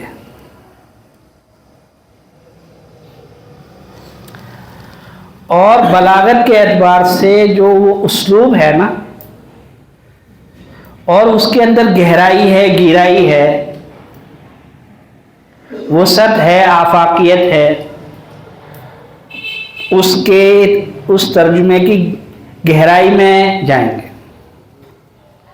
تو اس اعتبار سے جیسے یہ آج اصول فقہ کی بڑی تصویر نظر آئی نا، تو مباحث کتاب اللہ کی تصویر میں بھائی علم بلاغت آ گیا نا.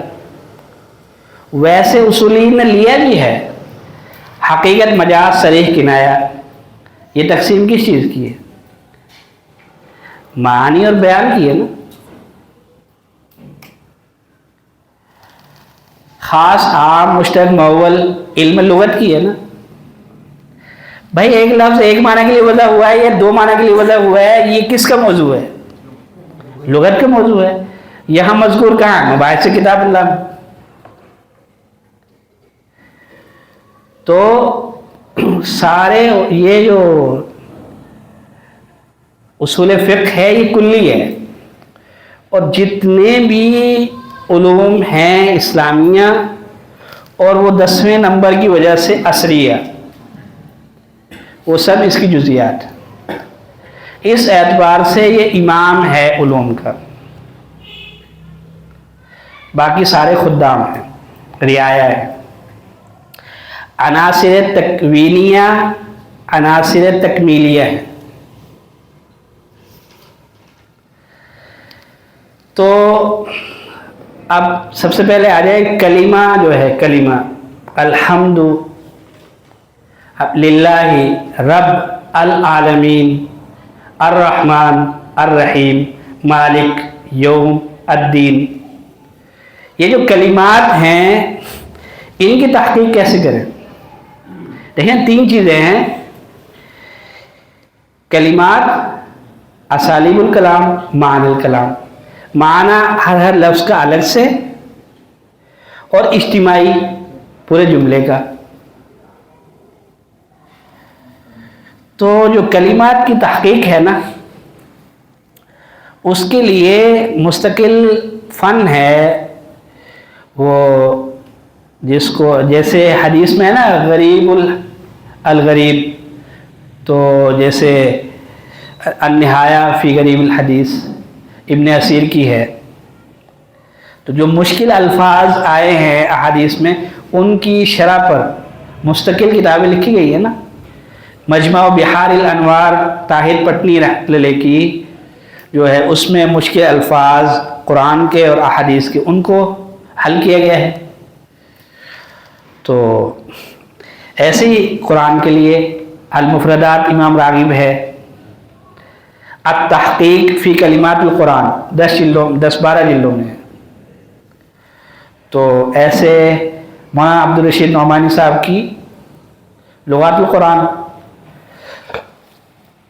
تو یہ ان چیزوں سے آپ مطالعہ کریں گے، حل کریں گے مفردات کو. اور ایک ہے الفروق اللغویہ. الفروق اللغویہ ایک تو علامہ عبقری رحمۃ اللہ علیہ کی ہے، الفروق اللغویہ کے نام سے ہی. تو اس میں وہ کیا ہے کہ اب یہ گلاس ہے نا جی، اس میں پانی ہے، تو آپ اس کو کوبن کہیں گے، اور اگر یہ پانی نہ ہو تو پھر کاسن کہیں گے. تو کتنا فرق ہے ہر چیز کے درمیان میں، کیونکہ عربی بہت فصیح اور بلیغ زبان ہے نا. اب اس پر الگ سے کتابیں لکھی ہوئی ہیں الفروق اللغویہ کے نام سے. اب آپ بتائیں کہ جب تک آپ اس کو نہیں پڑھیں گے اور منجد مصباح سے آپ اس کا ترجمہ دیکھیں گے تو آپ کی فہم کا معیار کہاں تک جائے گا؟ ایک حد ہوگی نا بس، بالکل ابتدائی. تو 3 چیزیں ہیں نا: مفردات، اسالیب اور ان کے معنی. تو معنی کی گہرائی اور گہرائی کے لیے تو بلاغت کو وضع کیا گیا نا. تو ابھی مفردات کو دیکھیں. اس میں ایک کتاب ہے الافصاح فی فقہ اللغہ، 2 عرب علماء نے لکھی ہے، دارالکتب العلمیہ سے چھپی ہے، آپ کو گوگل پہ مل جائے گی. اس میں وہ اصل میں تلخیص ہے المخصص المحکم لابن سیدہ کی. اور ان میں کیا کیا گیا ہے، جو چیزوں کے، افعال کے، حرکات کے، سکنات کے درجے ہیں نا، ان درجوں کے اعتبار سے معنی دیے گئے. جیسے اس کے صفحہ نمبر 30 پہ الافصاح فی فقہ اللغہ، اس کے صفحہ نمبر 30 پہ الدمع، آنسو، اس کا باب باندھا ہے. تو جب آنکھ میں آنسو ہوتا ہے تو اس کو کیا کہتے ہیں؟ آبرا کہتے ہیں یا الدمع کہتے ہیں؟ کیا کہتے ہیں وہ بتایا. وہ بہہ کے رخسار پہ آ جائے. اب رخسار پہ آنسو ہے تو اس کو کیا کہتے ہیں؟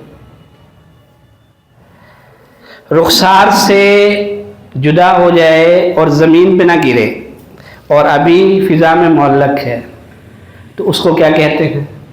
آنکھ رونا چاہے اور آنسو ہی خشک ہو جائیں تو اس کیفیت کو، آنکھ کی اس کیفیت کو کیا کہتے ہیں؟ اور زار و کتار روئے تو کیا کہتے ہیں؟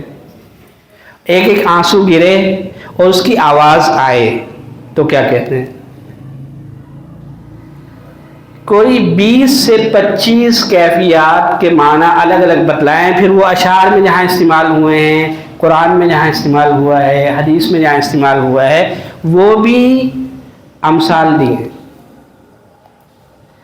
اب آپ بتلائیں کہ اگر کوئی اس سے مطالعہ کر کے پھر قرآن مجید کا مطالعہ کرے اور حدیث مبارکہ کا مطالعہ کرے اور ایک بندہ منجد مصباح سے کرے،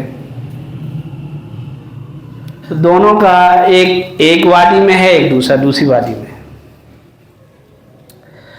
تو یہاں سے آپ نے کلمات کی، مفردات کی تحقیق کر لی۔ حدیث کے لیے بھی الگ سے کتابیں بھی لکھی گئی ہیں، جیسے النہایہ فی غریب الحدیث، مجمع بحار الانوار، اس میں قرآن کی غرائب بھی ہیں اور احادیث کے مشکل الفاظ بھی ہیں۔ اور پھر اس کے لیے الگ سے ہے، فقہ کے لیے الگ سے لغت ہے، جیسے قاموس الفقہ ہے نا مولانا خالد سیف اللہ رحمانی صاحب کی، اور بھی کئی القاموس الفقہی کے نام سے ہے، المعجم الفقہی کے نام سے ہے۔ تو عقائد کے لیے الگ سے لغت ہے، فقہ کے لیے الگ سے ہے، قرآن کے لیے الگ سے، حدیث کے لیے الگ سے۔ اور ہماری کرامت یہ ہے کہ ہم ہر چیز کو منجد مصباح سے حل کر لیتے ہیں۔ جب الگ سے ہے تو انہوں نے اسی چیز کے پس منظر میں معنی بیان کیا نا۔ تو یہ تو کلمات کی ہوگی۔ اب اسالیب اور تراکیب، ان میں نحو کے اعتبار سے کیا حسن ہے، اس کے لیے الگ سے کتابیں لکھی گئی۔ اچھا، جو بہترین 2 کتابیں میں آپ کو بتا دیتا ہوں، دراسات فی اسلوب القرآن، عبد الخالق العزیمہ، 48 سال میں یہ کتاب مصنف نے لکھی ہے، جامعۃ الازہر کے استاد تھے۔ ایک کتاب پہ آدھی سری لگائی، اس میں انہوں نے استقصاء کیا ہے، جیسے حال ذو الحال جتنی بھی آیتوں میں آیا نا، حال ذو الحال کا الگ باب باندھ دیا ہے۔ پھر اس طرح کا حال ذو الحال اس اسلوب میں آئے تو اس کے معنی کیا ہوتے ہیں، اور اسلوب بدل جائے تو کیا ہوتے ہیں، اس سے اگلا اسلوب بدل جائے تو کیا ہوتے ہیں، آپس میں ان کا کیا فرق ہے۔ ان کو کہہ لیں آپ الفروق النحویہ، جیسے الفروق اللغویہ ہے نا، الفروق الفقہیہ، تو یہ ہے الفروق النحویہ۔ تو جب اسالیب کلام بدلتے ہیں تو پھر معنی کی سختی ہے، نرمی ہے، وسعت ہے، گہرائی ہے، اونچائی ہے، وہ بدلتی ہے نا۔ دوسری کتاب ہے معانی النحو، 2 جلدوں میں، یہ صالح فاضل السامرائی، قدیم کتب خانے سے بھی چھپی ہے، کوئٹہ پشاور سے بھی چھپ گئی۔ انہوں نے بھی یہی کام کیا ہے کہ ما، لیسا اور لا تینوں ہی نفی کے لیے ہیں، لیکن کیا فرق ہے، لا کے ساتھ نفی، ما کے ساتھ نفی، اور لیسا کے ساتھ نفی، اور کسی اور کوئی ہے لفظ، تو ان کے درمیان میں کیا فرق ہے۔ تو یہ نحوی اعتبار سے آپ نے کلمات کے معنی جاننے ہیں تو یہ 2 کتابیں۔ اب پھر اسالیب القرآن پہ الگ سے لکھا گیا ہے۔ دیکھیں مباحث کتاب اللہ میں، جیسے یہ خاصہ مشتق مؤول ہے نا، علوم القرآن پر جو کتابیں لکھی گئی ہیں، اصول تفسیر پر جو کتابیں لکھی گئی ہیں، وہ کس کے لیے لکھی گئی ہیں؟ تو کس کا حصہ ہے؟ مباحث کتاب اللہ کا حصہ ہے نا۔ لیکن ہم اگر اس سے پردہ کریں گے تو وہ بھی ہم سے پردہ کرے گا۔ اس میں شاندار کتاب ہے علامہ زرکشی کی البرہان فی علوم القرآن، 4 جلدوں میں ہے، آخر کی 1.5 جلد اسالیب القرآن پہ ہے۔ جیسے اصول فقہ کے اعتبار سے آپ کو پتہ چلتا ہے نا یار، یہ مطلق ہے، یہ مقید ہے، پھر اس کا معنوی اثر یہ پڑ رہا ہے، یہ عموم ہے، یہ خصوص ہے، اور اس کے مابین یہ معنوی اثر پڑ رہا ہے، اور یہ خاص ہوتا تو حکم یہ ہوتا، عام ہوتا تو حکم یہ ہے۔ جیسے یہ اثرات مرتب ہوتے ہیں اصول فقہ کی روشنی میں، ایسے ہی اسالیب القرآن البلاغیہ ان کے بدلنے سے بھی تو معنی میں اثرات مرتب ہوتے ہیں کہ نہیں؟ تو وہ جو اسالیب القرآن ہے نا علامہ زرکشی کی البرہان میں، وہ نور الانوار، حسامی، شاشی اور توضیح تلویق کی مباحث کتاب اللہ کا حصہ ہیں، اور جب تک بطور حصے کے ہم ان کو مطالعہ نہیں کریں گے، ہماری جو مباحث کتاب اللہ کے 50 نمبر ہیں نا، ان میں سے آپ صفر کو اڑا دیں تو اتنی ادھر والی جو صفر ہے نا اس کو اڑا دیں، 5 ہی رہ جائیں گے۔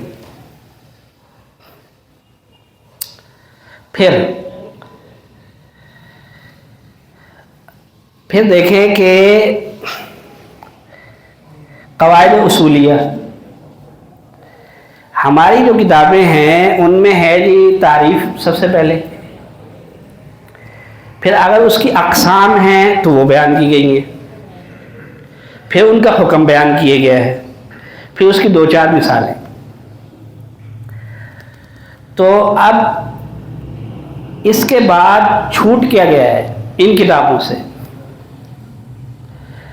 اصول حدیث میں بھی ایسے ہی ہوا ہے، صحیح حدیث، صحیح حسن ضعیف ہے نا، تو صحیح کی انواع اقسام بیان ہوئی ہیں، تعریف بیان ہوئی ہے، اس کی مثال بیان ہوئی ہے، اور پھر اس کی 1 2 3 مثالیں بیان ہوئی ہیں۔ چھوٹا گیا ہے القواعد الاصولیہ، ان کو آپ ان کی ذیلی قواعد بھی کہہ لیں، ان کے ذیلی قواعد۔ میں آپ کو مثال دیتا ہوں، خاص عام ہے نا، خاص کی معنوی اقسام ہیں خاص الجنس، خاص النوع، خاص العدد، خاص الوصف، خاص الفرد۔ لفظی اقسام ہیں مطلق، مقید، امر نہیں، یہ بیان کی ہے نا۔ اب خاص الجنس کا میں نے مطالعہ کیا، میری کتاب ہے خود کی خاص الجنس پہ الگ 450 صفحے میں، جس میں 88 قاعدے ہیں جنس کے۔ میں نے لکھنا چاہا کتاب الخاص والعام، لیکن جب لکھنا شروع کیا تو خاص الجنس پہ ہی کتاب 1 جلد بن گئی،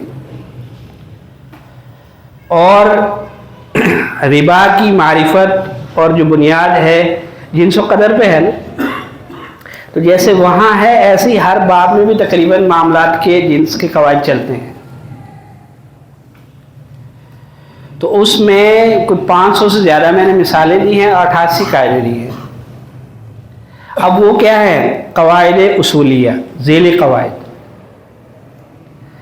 مطلق مقید کے مجھے 65 سے 70 قاعدے ملے، اتنے ہی قاعدے معلم الزائد للقواعد الفقہیہ والاصولیہ 43 جلدوں میں جو ہے نا اس میں مذکور ہیں، لیکن میرے جو مراجع مصادر تھے وہ کتب حنفیہ تھی، اس لیے کچھ قواعد ان سے مختلف بھی ہیں، ان کو اور ان کو دونوں کو جمع کریں تو شاید 100 ہو جائے، ہم کچھ تو مشترک ہوں گے، وہی ہوں گے، کچھ نئے ہوں گے۔ اب مطلق مقید کے 60-70 قاعدے، عام خاص کے بھی اتنے ہی 60-70 قاعدے، پھر اپنے جنس کے 88 قاعدے۔ اب یہ سارے ملا کے صرف خاص عام کے ماتحت، پھر امر نہیں کے الگ قاعدے، تو 500 سے زیادہ قاعدے تو یہ بن جاتے ہیں خاص عام کی ذیلی اقسام میں اور ان میں قواعد اصولیہ، جو معلم زائد والوں کو ملے مجھے ملے۔ تو انہوں نے چونکہ الفقہ المقارن پہ جو کتابیں لکھی گئی ہیں اور اصول الفقہ المقارن پہ جو کتابیں لکھی گئی ہیں ان کے مراجع مصادر وہ ہیں، اور میرے مراجع مصادر کتب احناف ہیں، شروح الفقہ، شروح الحدیث اور احکام القرآن پر جو تفاصیل لکھی گئی ہیں، تو میں نے ان کا زیادہ مطالعہ کیا تو مجھے وہاں سے ملے۔ انہوں نے الفقہ المقارن پہ جو کتابیں لکھی گئی ہیں جیسے التمہید لابن عبد البر ہے، شرح المہذب نووی ہے، المحلل ابن حزم ہے، تو المغنی لابن قدامہ ہے، کتاب مبسوط سرخسی ہے، تو اس طرح کی جو جامع کتابیں ہیں نا انہوں نے ان کو مراجع مصادر بنایا۔ تو اب دیکھیں اجرا ہم کرنا چاہتے ہیں تو پہلے ہماری تھیوری پوری ہو، ہمارے نظریات قواعد پورے ہوں تو ہم اجرا کی طرف چلیں نا، اخذ و استنباط کی طرف چلیں۔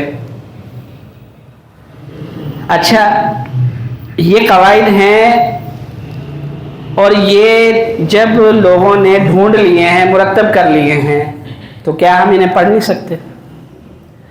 پکے پکائے کو کھا نہیں سکتے؟ انہیں تو ڈھونڈے، پھر ان کو پکایا، پیش کیا، دسترخوان لگایا، تو اب لگایا دسترخوان پہ کیا ہم کھا بھی نہیں سکتے؟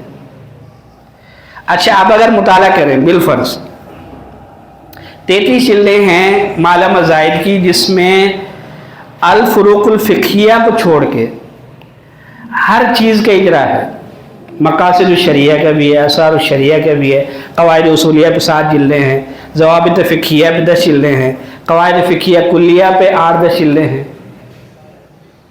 تو ہر چیز اس کے اندر انہوں نے دے دی ہے اجرا کے اعتبار سے۔ پھر ایک کتاب اور ہے، ابھی اس کے مصنف زندہ ہیں مکہ یونیورسٹی میں، انہوں نے ان کے سامنے ایک سوال آیا، ایک اعتراض آیا کہ جی اصول فقہ کا اجرا نہیں ہے، بس نظری بحثیں ان کا پڑھنے کا کیا فائدہ؟ تو وہ حنبلی ہیں اور فقہ حنبلی پڑھاتے ہیں ماجسٹیر اور دکتورا کے طلباء کو، یعنی ایم فل اور پی ایچ ڈی کے طلباء کو۔ تو انہوں نے اس اعتراض کو رفع کرنے کے لیے 6 جلدوں میں کتاب لکھی ہے، تیسیر مسائل الفقہ، تیسیر مسائل الفقہ۔ انہوں نے ہر جو مسئلہ ہے نا، جیسے قدوری میں، ہدایہ میں، کنز میں مسئلہ ہے، اس کے نیچے اس کی اصولی توجیہ بیان کی ہے کہ بھئی یہ مسئلہ اس آیت سے نکل رہا ہے اور اس آیت میں یہ الفاظ ہیں، یہ عام کے ہیں اور عام کا یہ حکم ہے، لہذا اس کا مسئلے کا یہ حکم ہے۔ تو معلم زائد اور تیسیر مسائل الفقہ اور قواعد التفسیر جمعاً و دراستاً اور اثر اللغہ فی اختلاف المجتہدین، ان سے ہمیں بنیادی جو اجرا کے لیے ابتدائی وہ چاہیے نا، ذوق چاہیے، بسم اللہ چاہیے، وہ ہمیں مل جائے گی۔ اچھا اب ذہن میں آتا ہے یہ بھائی کرے گا کون؟ اتنی کتابیں، اتنی جلدیں ہیں، تو بھائی بات ہے سیدھی سی، آپ عالم بنے، مدرس ہوئے، اب 2 باتیں، ایک تو یہ ہے کہ آپ نے فیلڈ چینج کرنی ہے، میدان تبدیل کرنا ہے۔ آپ نے سوچ لیا بھائی 5 سال میں مدرس ہوں، 5 سال میں خطیب ہوں، 5 سال میں معلم ہوں، اس کے بعد میں نے کچھ اور کرنا ہے، پھر تو آپ کے پاس ٹائم نہیں ہے، اتنا کچھ کرنے کے لیے آپ کے پاس ٹائم نہیں ہے۔ لیکن آپ نے آخری سانس تک معلم رہنا ہے، استاد رہنا ہے، اسلام کا طالب علم رہنا ہے، تو آخری سانس تک آپ کے پاس ٹائم ہے نا۔ جب آخری سانس تک ٹائم ہے تو پھر تو بہت آسان ہے مطالعہ کرنا، کیونکہ 1-2 دن میں 1-2 سال میں تو نہیں ہوتا، کوئی MBBS ڈاکٹر بنتا ہے پہلے تو 15 سال لگا کے FSC کرتا ہے، پھر 5 سال لگا کے MBBS کرتا ہے، 20 سال ہو گئے، پھر کوئی اسپیشلائزیشن میں چلا جاتا ہے، 5 سال اور لگاتا ہے، 25 سال ہو گئے۔ 25 سال کے بعد وہ ناک کا یا آنکھ کا یا کان کا یا دل کا یا معدے کا یا جگر کا کسی ایک چیز کا ڈاکٹر ہوتا ہے۔ تو اور یہ تو انسان کا جسم ہے، اور وہ انسان کا زاد راہ ہے شریعت کا علم، جس سے اس نے پوری دنیا کو جو ہے رہنمائی کرنی ہے، خود چلنا ہے، اور اس پر جنت جہنم کا آگے فیصلہ ہونا ہے۔ تو جب آنکھ کے لیے، کان کے لیے 25 سال لگائے جا سکتے ہیں تو پھر اصول فقہ کے لیے کیوں نہیں؟ اور پھر ہم لگاتے بھی ہیں۔ دیکھیں کوئی 10 سال سے پڑھا رہا ہے، کوئی 50 سال سے پڑھا رہا ہے، کوئی 5 سال سے پڑھا رہا ہے، کوئی 2 مہینے سے پڑھا رہا ہے، آخر اب پڑھا رہا ہے اور آخر تک پڑھانا ہے اس میں، تو مطالعہ تو کرنا ہے۔ اب آپ دیکھیں روزانہ اگر آپ 2 گھنٹے مطالعہ کریں تو 2 گھنٹے میں 30 صفحے 20 صفحے تو پڑھیں گے نا، تو ہفتے میں آپ 100 صفحے لگا لیں سارے کام کاج کے ساتھ، 2 گھنٹے تو نکال ہی سکتے ہیں، تو آپ مہینے میں 500-600 صفحے کی ایک جلد تو ختم کریں گے۔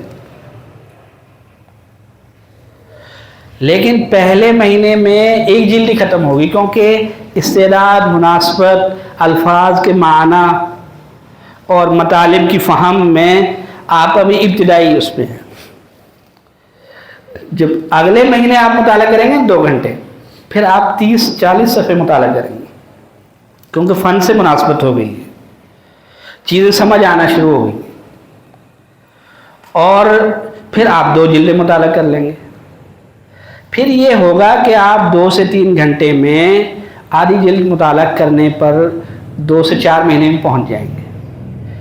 سال کے اندر آپ آگے 100 صفحے پہ، کہ بھئی 2-3 گھنٹے 4 گھنٹے لگا کے 100 صفحے پڑھ لیتے، تو 100 صفحے پہ 6 مہینے میں آگے، تو آپ دیکھیں 3000 صفحے ایک مہینے کے، 3000 صفحے کا مطلب ہے 500-600 صفحے کی ایک جلد ہوتی ہے، 5-6 جلدیں مہینے میں پڑھیں گے، تو معلم زائد کی 33 جلدیں ہیں، تو 12 36، ایک سال میں 1.5 سال میں پڑھ سکتے ہیں۔ چلو کام کاج اور کوئی مصروفیت 2 سال میں پڑھ لیں گے، 3 سال میں پڑھ لیں گے، تو 3 سال میں تو پڑھ ہی لیں گے نا۔ اگر آپ 20 صفحے ہی پڑھتے رہیں گے، آگے نہیں بڑھیں گے، تب بھی 3 سال میں پڑھ لیں گے۔ تو 3 سال میں آپ کو دیکھیں، اس کتاب پر شیخ زید نے 1 ارب پاکستانی روپے سے زیادہ خرچ کیے، 45 سال اس کو لکھنے میں لگے، اور 20 لوگوں نے اس پہ کام کیا، بیچ میں وہ فوت ہوئے، ان کی جگہ پہ دوسرے لوگوں نے کام کیا۔ اتنا پیسہ لگا، اتنی زندگیاں لگی، اتنی صلاحیتیں لگی، اور آپ اس کو 3 سال میں پڑھ کے اور اس پہ دسترس حاصل کر لیتے ہیں، کیا یہ مہنگا سودا ہے؟ اور تھوڑی سی بات میں اور کروں اس پہ، کہ جب شروع کرتے ہیں نا تو ایسے ہی وقت لگتا ہے۔ میں نے کتاب الرد علی سیل الاوزاعی، کتاب الخراج لی ابی یوسف، اور کتاب اختلافی ابن ابی لیلہ و ابی حنیفہ، کتاب الحجہ علی اہل المدینہ، امام طحاوی کی 5-6 کتابیں، امام جساس کی 5-6 کتابیں مخطوط مطبوع، یہ پڑھی، مجھے بہت ٹائم لگتا تھا، لیکن جب یہ پڑھ لی نا، یہ مجھے لگے 2-3 مہینے۔ مبسوط سرخسی آئی، اب نئی باتیں تو تھی نہیں، کچھ تشریح تھی، قواعد میں نہیں تھا زیادہ، بس تشریح تھی، تو مبسوط سرخسی کی 30 جلدیں ہیں، 6 دن میں نے ختم کی۔ المحیط البرہانی کی 25 جلدیں ہیں، 5 دن میں ختم کی، اور اس کے اندر سے ہر قاعدہ، چاہے وہ بلاغت کا ہے، چاہے اصول فقہ کا ہے، چاہے اصول حدیث کا ہے، وہ سارے نکال کے اپنے ڈائری میں لکھ لیے. تو ہمارے مطالعے اور ہماری محنت کی مثال ایسے ہے جیسے بور کرتے ہیں نا پانی. اب 70 فٹ پہ پانی ہے, آپ 50 فٹ کے نا 1000 بور کر لیں, پانی نہیں نکلے گا. لیکن 50 فٹ سے آگے 20 فٹ اور کر لیں, پانی نکل آئے گا. تو صرف مزاج بننے میں ایک پریشانی ہوتی ہے اور ایک مجاہدہ ہوتا ہے, لیکن مزاج بن جائے, استعداد بن جائے, ایک دن میں 2 3 جلدیں آپ پڑھیں گے. پھر کیونکہ کوئی نئی چیز آپ کے سامنے آئے گی تو آپ رکیں گے نا. تو یہ آپ نیت کریں کہ ایک تو اصول فقہ کو ہم نے پڑھنا ہے پورے عالم انسانیت کے لیے, جس میں دہریے بھی ہیں, معترضین علی الاسلام بھی ہیں اور محبین اسلام بھی ہیں. اور اس کے لیے آپ اگر معلومہ زائد کو پڑھ لیتے ہیں اور یہ جو کچھ کتابیں میں نے بتلائی ہیں وہ پڑھ لیتے ہیں, اس میں 5 سال لگ جائے گا, 10 سال لگ جائے گا. تو ویسے بھی تو 10 سال 20 سال تدریس میں ہمیں ہو ہی جاتے ہیں نا. لیکن آپ سوچیں کہ جب 10 سال اس طرح لگا کے 11واں سال ہم پڑھائیں گے یا لکھیں گے یا اس فن میں سوچیں گے تو کتنا قیمتی سال ہوگا وہ, اور درسگاہ کے اندر کتنی بہار آئے گی, اور طلباء کتنے مستفید ہوں گے, اور فن آپ کی وجہ سے 2-4 قدم آگے بڑھے گا. تو اگر تو آپ نے فیلڈ چینج کرنی ہے پھر تو آپ کے پاس ٹائم نہیں, لیکن اگر اسی میں مرنا ہے تو پھر ٹائم ہی ٹائم. تو یہ تھے جی اصول فقہ کے بارے میں ایک تعارف, اور تطبیقی انداز میں کہاں مواد ملے گا. اب اگر ہمارے یہ ایک ہوتا نا دورہ 3 دن کا, تو پھر میں عملی طور پہ سورہ بقرہ ساری حل کر کے دکھاتا آپ کو, سورہ اپنے فاتحہ, کوئی بھی صورت ایک پارہ آپ کو کروا دیتا تو آگے سارے ہی ہو جاتے خود. تو میں اب اپنے لیے 5 منٹ اور لوں گا, پھر آپ کے سوال جواب ہیں وہ آپ 5 منٹ کر لیں, 7 منٹ کر لیں, وہ آپ کی مرضی ہے. دیکھیے یہ بات ہوئی ہے مباحث کتاب اللہ پہ. سنت رسول کا اجرا کیسے کرنا ہے اس پہ میں 5 منٹ لوں گا.